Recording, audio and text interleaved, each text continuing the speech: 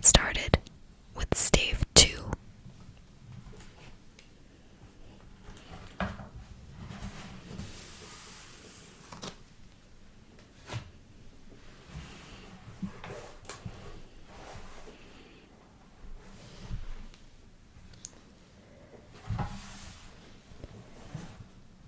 Stave 2, the first of the 3 spirits.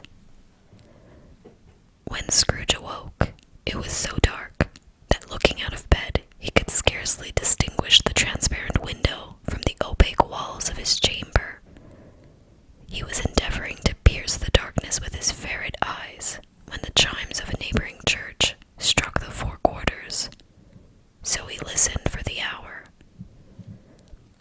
To his great astonishment, the heavy bell went on from 6 to 7, and from 7 to 8, and regularly up to 12. Then stopped. 12. It was past 2 when he went to bed. The clock was wrong. An icicle must have got into the works. 12. He touched the spring on his repeater to correct this most preposterous clock. Its rapid little pulse beat 12 and stopped. "Why, it is impossible," said Scrooge, "that I can have slept through a whole day and far into another night. It is impossible that anything has happened to the sun, and this is 12 at noon." The idea being an alarming one, he scrambled out of bed and groped his way to the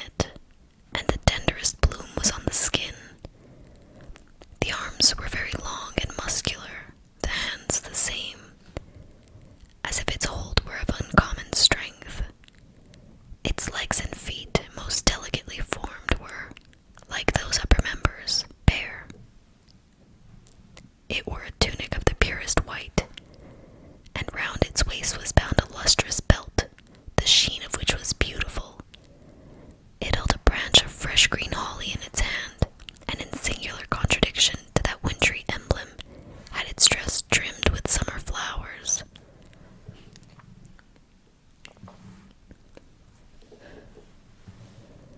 But the strangest thing about it was that from the crown of its head there sprung a bright, clear jet of light, by which all this was visible, and which was doubtless the occasion of its using, in its duller moments, a great extinguisher for a cap, which it now held under its arm. Even this, though, when Scrooge looked at it with increasing steadiness, was not its strangest quality, for as its belt sparkled and glittered now in one part and now in another, and what was light one instant at another time was dark, so the figure itself fluctuated in its distinctness, being now a thing with one arm, now with one leg, now with 20 legs, now with a pair of legs without a head, now a head without a body, of which dissolving parts no outline would be visible in the dense gloom wherein they melted away. And in the very wonder of this, it would be itself again, distinct and clear as ever.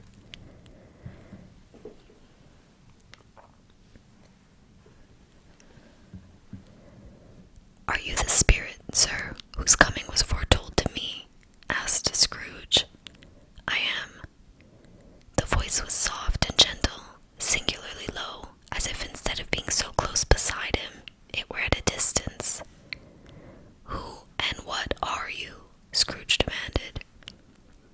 "I am the ghost of Christmas past." "Long past?" inquired Scrooge, observant of its dwarfish stature.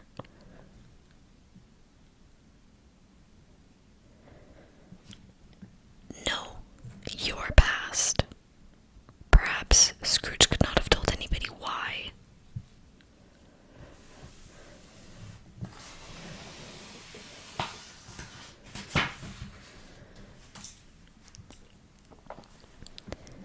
If anybody could have asked him, but he had a special desire to see the spirit in his cap, and begged him to be covered.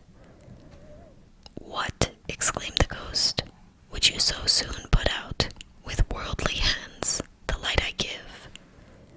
Is it not enough that you are one of those whose passions made this cap, and forced me through whole trains of years to wear it low upon my brow?"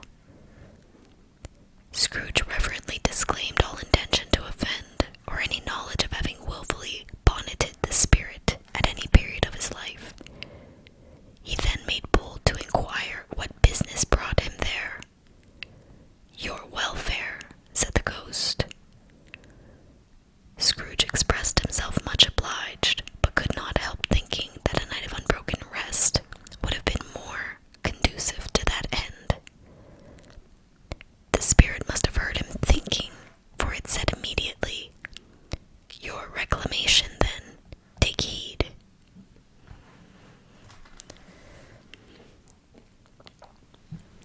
It put out its strong hand as it spoke, and clasped him gently by the arm. "Rise and walk with me." It would have been in vain for Scrooge to plead that the weather and the hour were not adapted to pedestrian purposes. That bed was warm, and the thermometer a long way below freezing. That he was clad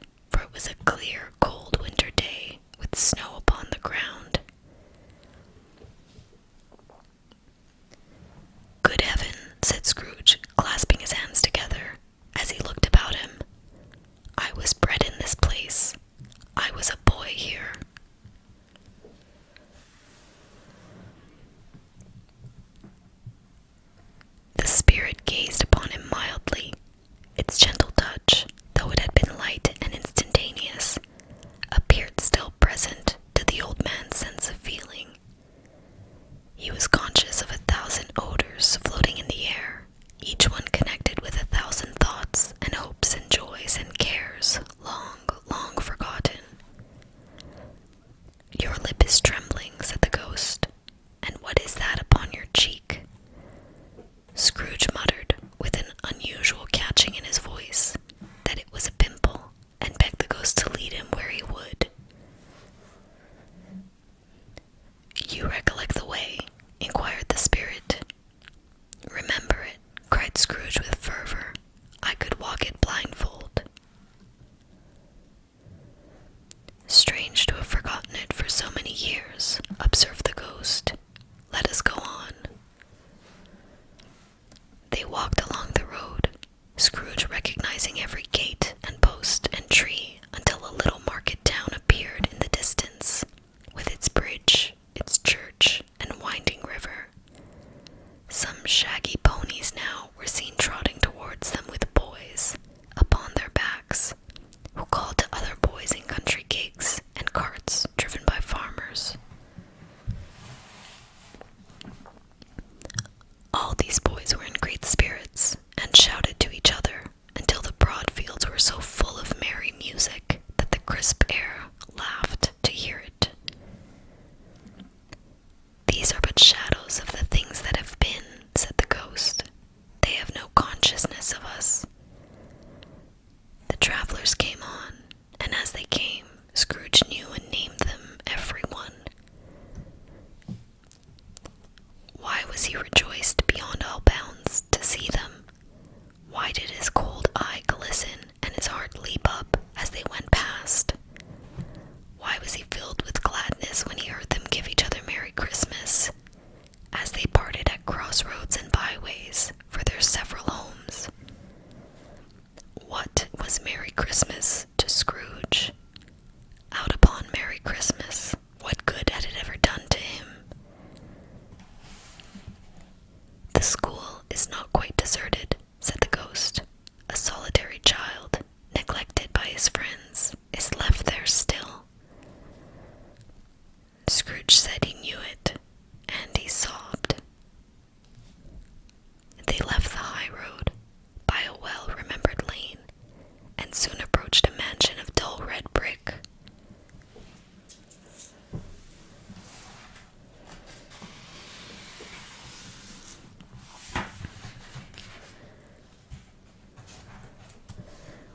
With a little weathercock-surmounted cupola on the roof, and a bell hanging in it.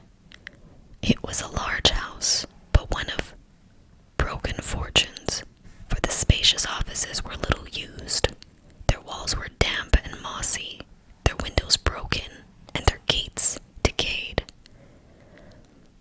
Fowls clucked and strutted in the stables, and the coach houses and sheds were overrun with grass. Nor was it more retentive of its ancient state within, for entering the dreary hall and glancing through the open doors of many rooms, they found them poorly furnished, cold, and vast. There was an earthly savor in the air, a chilly bareness in the place, which associated itself somehow with too much getting up by candlelight, and not too much to eat.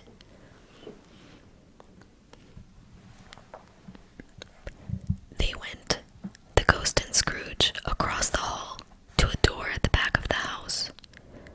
It opened before them and disclosed a long, bare, melancholy room, made barer still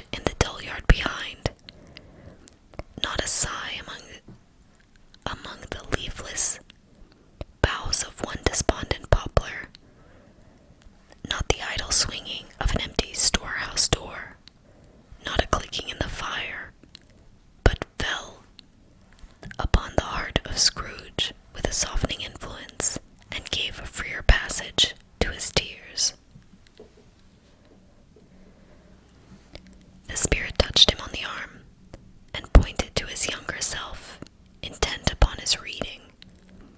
Suddenly a man in foreign garments, wonderfully real and distinct to look at, stood outside the window, with an axe stuck in his belt, and leading an ass laden with wood by the bridle.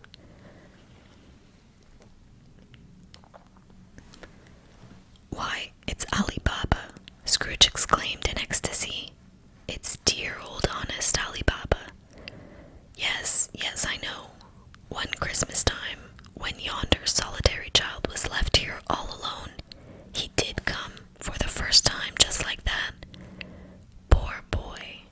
And Valentine," said Scrooge, "and his wild brother Orson. There they go. And what's his name, who was put down in his drawers asleep at the gate of Damascus? Don't you see him? And the Sultan's groom turned upside down by the genie. There he is upon his head. Serve him right, I'm glad of it. What business had he to be married to the princess?"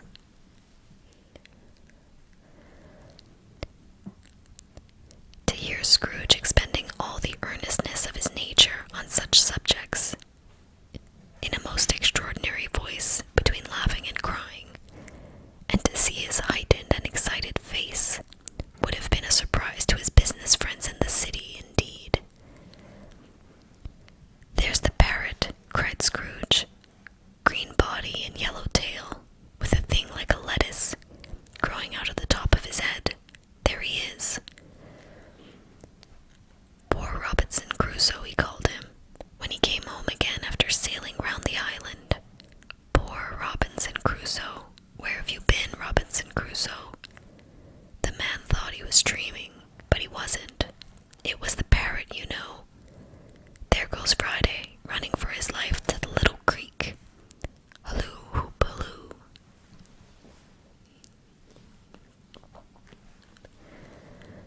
Then, with a rapidity of transition very foreign to his usual character, he said in pity for his former self, "Poor boy," and cried again.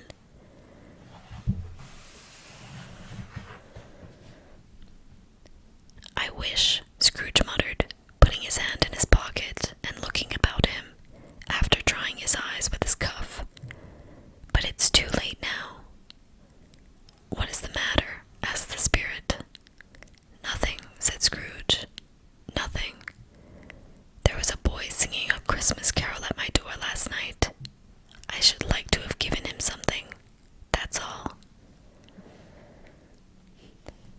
The ghost smiled thoughtfully and waved its hand, saying as it did so, "Let us see another Christmas."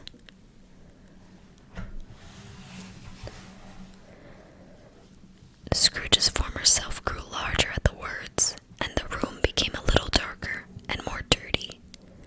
The panels shrunk, the windows cracked, fragments of plaster fell out of the ceiling, and the naked laths were shown instead. But how all this was brought about, Scrooge knew no more than you do.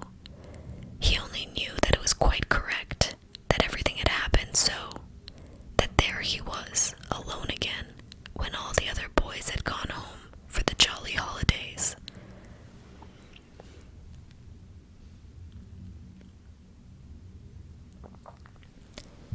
He was not reading now, but walking up and down, despairingly.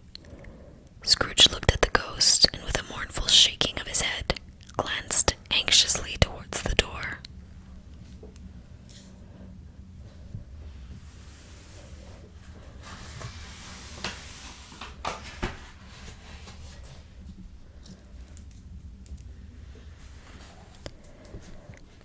It opened, and a little girl, much younger than the boy, came darting in,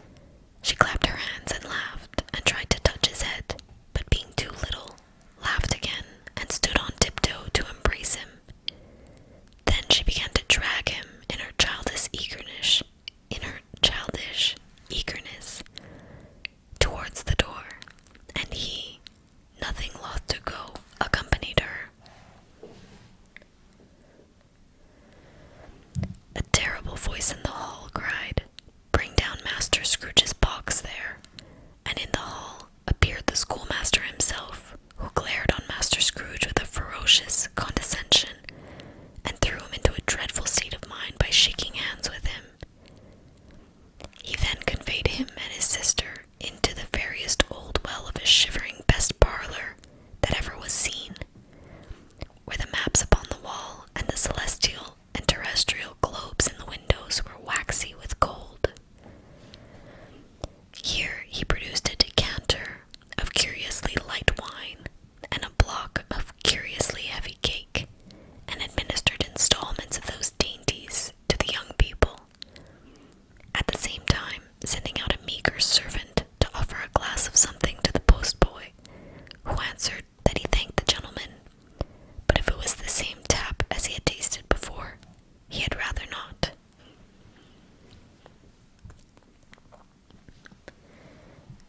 Master Scrooge's trunk being by this time tied on top of the chaise, the children bade the schoolmaster goodbye right willingly, and getting into it, drove gaily down the garden sweep, the quick wheels dashing the hoar-frost and the snow from off the dark leaves of the evergreens like spray.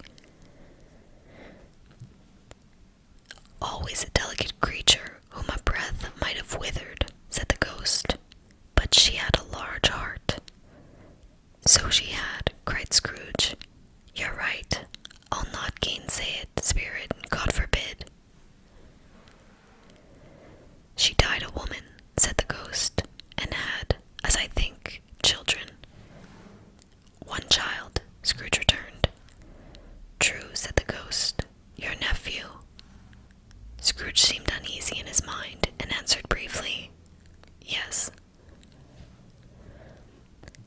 Although they had but that moment left the school behind them, they were now in the busy thoroughfares of a city, where shadowy passengers passed and repassed, where shadowy carts and coaches battled for the way, and all the strife and tumult of a real city were. It was made plain enough by the dressing of the shops that here too it was Christmas time again, but it was evening, and the streets were lighted up.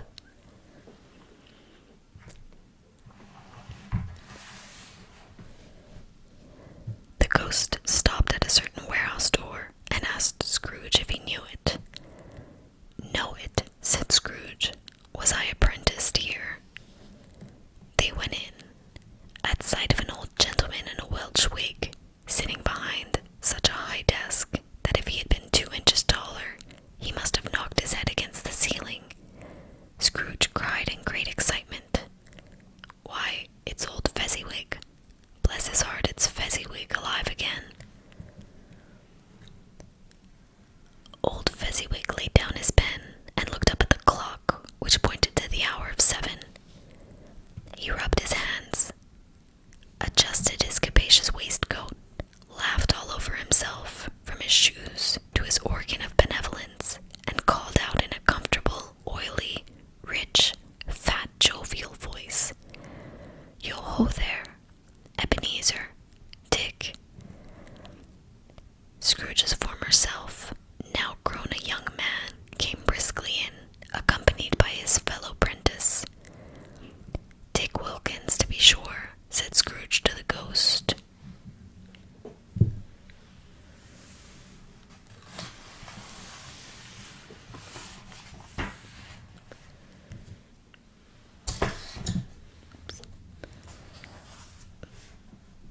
Bless me, yes, there he is. He was very much attached to me, was Dick. Poor Dick, dear, dear. Yo-ho, my boys, said Fezziwig. No more work tonight, Christmas Eve. Let's have the shutters up, cried old Fezziwig with a sharp clap of his hands, before a man can say Jack Robinson. You wouldn't believe how those 2 fellows went at it. They charged into the street with the shutters, 1, 2, 3, had 'em up, in their places, 4, 5, 6, barred 'em and pinned 'em, 7, 8, 9, and came back before you could have got to 12, panting like racehorses. Hilly-ho, cried old Fezziwig, skipping down from the high desk with wonderful agility. Clear away, my lads, and let's have lots of room here. Hilly-ho, Dick. Cheer up, Ebenezer.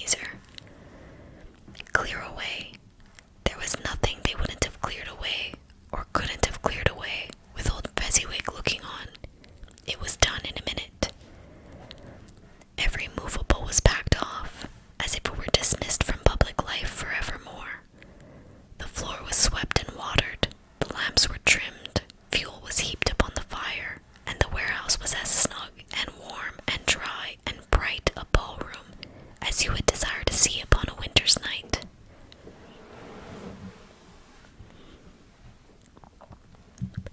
In came a fiddler with a music book and went up to the lofty desk and made an orchestra of it and tuned like 50 stomach aches. In came Mrs. Fezziwig, one vast, substantial smile. In came the 3 Miss Fezziwigs, beaming and lovable.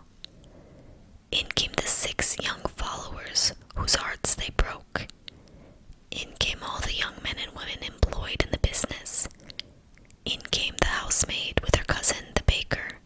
In came the cook with her brother's particular friend, the milkman. In came the boy from over the way, who had suspected of not having board enough from his master, trying to hide himself behind the girl from next door, but one who was proved to have had her ears pulled by her mistress. In they all came, one after another, some shyly, some boldly, some gracefully, some awkwardly, some pushing, some pulling. In they all came anyhow, and everyhow. Away they all went, 20 couple at once, hands half round and back again the other way, down the middle, and up again, round and round in various stages of affectionate grouping.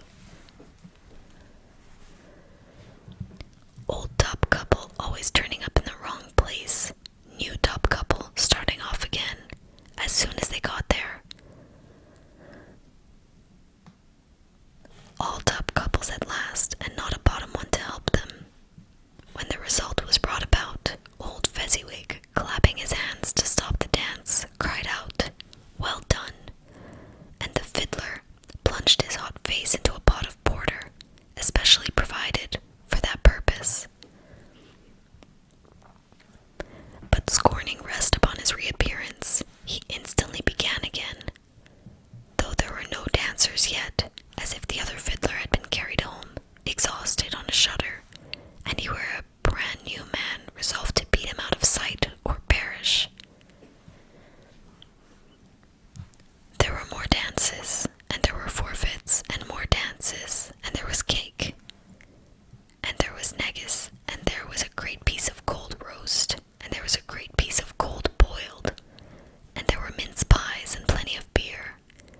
But the great effect of the evening came after the roast and boiled, when the fiddler, an artful dog mind, the sort of man who knew his business better than you or I could have told it him, struck up Sir Roger de Coverley.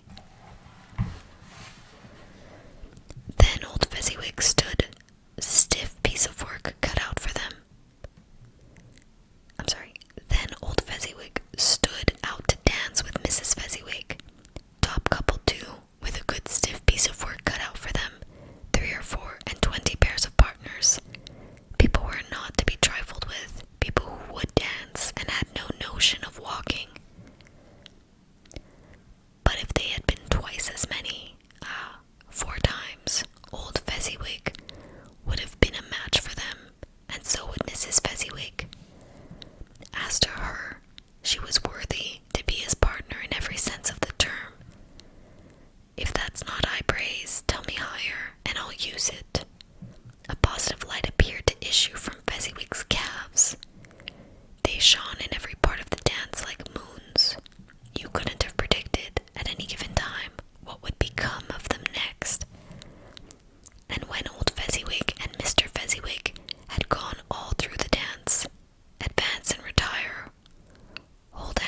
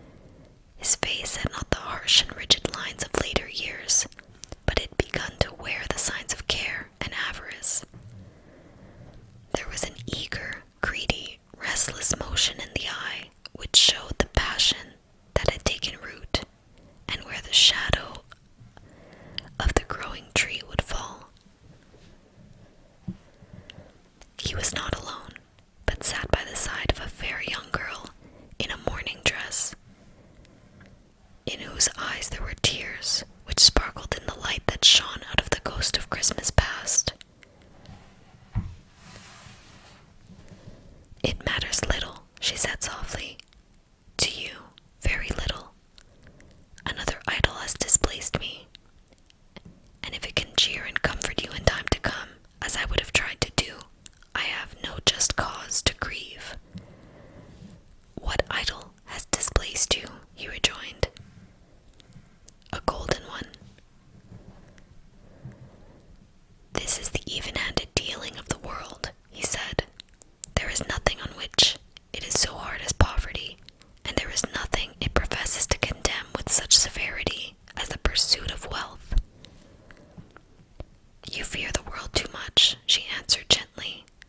All your other hopes have merged into the hope of being beyond the chance of its sordid reproach. I have seen your nobler aspirations fall off, one by one, until the master passion, gain, engrosses you. Have I not? What then? He retorted. Even if I have grown so much wiser, what then? I am not changed towards you. She shook her head. Am I? Our contract is an old one. It was made when we were both poor and content to be so, until in good season we could improve our worldly fortune by our patient industry. You are changed. When it was made, you are another man.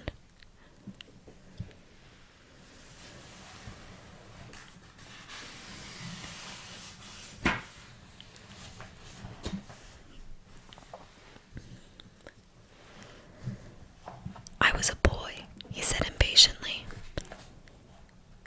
Your own feeling tells you that you are not what you are, she returned. I am. That which promised happiness when we were one in heart is fraught with misery now that we are two. How often and how keenly I have thought of this, I will not say. It is enough that I have thought of it and can release you. Have I ever sought release? In words, no, never. In what then? In a changed nature, in an altered spirit, in another atmosphere of life, another hope at its great end. In everything that made my love of any worth or value in your sight. If this had never been between us, said the girl, looking mildly but with steadiness upon him, tell me, would you seek me out and try to win me now? No. He seemed to yield to the justice of this supposition, in spite of himself, but he said with a struggle, You think not. I would gladly think otherwise if I could, she answered. Heaven knows. When I have learned a truth like this, I know how strong and irresistible it must be. But if you are free today, tomorrow, yesterday, can even I believe that you would choose a dowerless girl? You who, in your very confidence with her, weigh everything by gain, or choosing her, if for a moment you are false enough to your one guiding principle to do so, do I not know that your repentance and regret would surely follow? I do, and I release you, with a full heart, for the love of him you once were.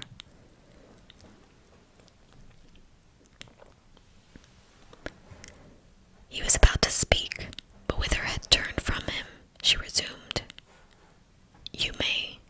The memory of what is past half makes me hope you will. Have pain in this.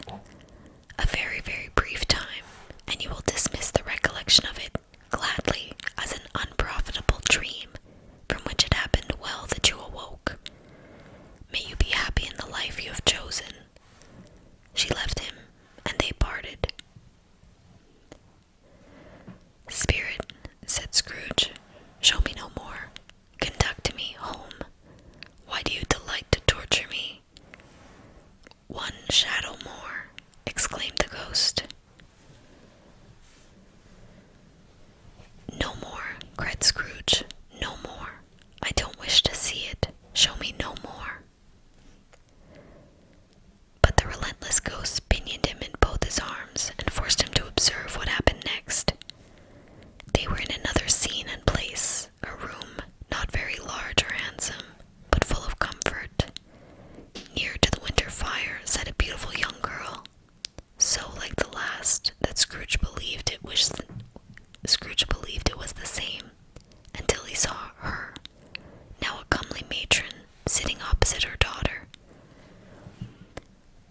noise in this room was perfectly tumultuous, for there were more children there than Scrooge in his agitated state of mind could count. And unlike the celebrated herd in the poem, they were not 40 children conducting themselves like one, but every child was conducting itself like 40. The consequences were uproarious beyond belief, but no one seemed to care. On the contrary, the mother and daughter laughed heartily and enjoyed it very much, and the latter, soon beginning to mingle in the sports, got pillaged by the young brigands most ruthlessly. What would I not have given to be one of them? Though I never could have been so rude. No, I wouldn't for the wealth of all the world have crushed that braided hair and torn it down, and for the precious little shoe I wouldn't have plucked it off, God bless my soul, to save my life. As to measuring her waist in sport, as they did, bold young brood, I couldn't have done it. I should have expected my arm to have grown rounded for a punishment, and never come straight again. And yet I should have dearly liked, I own, to have touched her lips, to have questioned her, that she might have opened them, to have looked upon the lashes of her downcast eyes, and never raised a blush, to have let loose waves of hair, an inch of which would be a keepsake beyond price. In short, I should have liked, I do confess, to have had the lightest license of a child, and yet been man enough to know its value.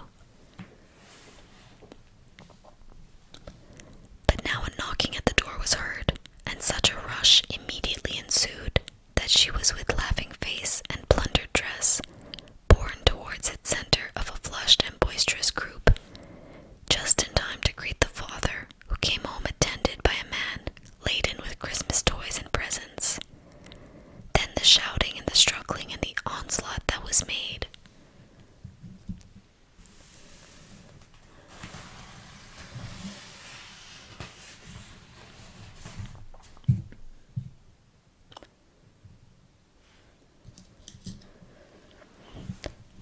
On the defenseless porter, the scaling him with chairs for ladders, to dive into his pockets, to spoil him of brown paper parcels, hold on tight by his cravat, hug him round the neck, pommel his back and kick his legs in irrepressible affection. The shouts of wonder and delight with which the development of every package was received. The terrible announcement that the baby had been taken in the act of putting a doll's frying pan into his mouth, and was more than suspected of having swallowed a fictitious turkey glued on a wooden platter. The immense relief of finding this a false alarm, the joy and gratitude and ecstasy, they are all indescribable alike. It is enough that by degrees the children and the emotions got out of the parlor, and by one stair at a time, up to the top of the house, where they went to bed, and so subsided. And now Scrooge looked on more attentively than ever, when the master of the house, having his daughter leaning fondly on him, sat down with her and her mother at his own fireside, and when he thought that such another creature, quite as graceful and as full of promise, might have called him father, and been a springtime in the haggard winter of his life, his sight grew very dim indeed. "Belle," said the husband, turning to his wife with a smile, "I saw an old friend of yours this afternoon." "Who was it?" "Guess." "How can I?" "I don't know," she added in the same breath, laughing as he laughed. "Mr. Scrooge." Mr. Scrooge it was. I passed his office window, and as it was not shut up, and he had a candle inside, I could scarcely help seeing him. His partner lies upon the point of death, I hear, and there he sat alone, quite alone in the world, I do believe. "Spirit," said Scrooge in a broken voice, "remove me from this place." "I told you these were shadows of the things that have been," said the ghost.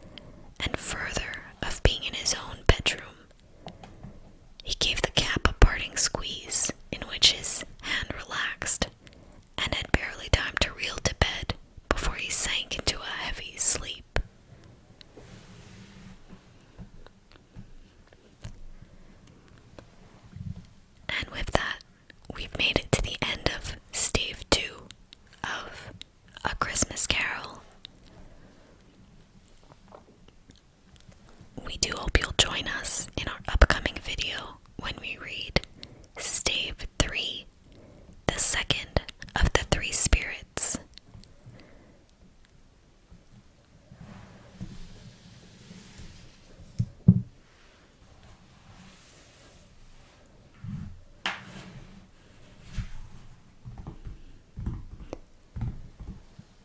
Until next time, we're signing off from inside the reading room.